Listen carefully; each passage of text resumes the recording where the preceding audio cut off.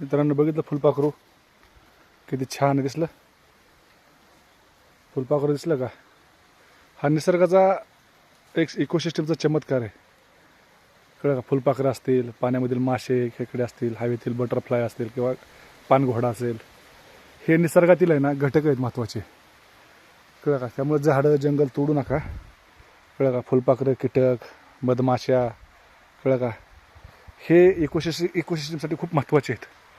मी आता जस्ट विहिरीमध्ये आंघोळ केली आणि ऑब्झर्व केलं तर प्रत्येक प्राणी हा जगण्यासाठी धडपड करत असतो स्वतःसाठी. ठीक आहे, पक्ष्याचे घरटे असतील, कुठलाही कीटक असू द्या, कुठलाही पक्षी असू द्या, कुठलाही पाखरू असू द्या, कुठलाही प्राणी असू द्या, तर निसर्गाचं हनन करू नका. जंगलतोड खूप झालेली आहे माणसांनी स्वतःच्या सेल्फिश वृत्तीमुळे, पैसे कमवायच्या हेतूने, स्वार्थी भावनेनं खूप मोठ्या प्रमाणात जंगलतोड केलेली आहे. शहरीकरण वाढत चालले, सिमेंट कॉन्क्रीटचे रोड वाढत चाललेत.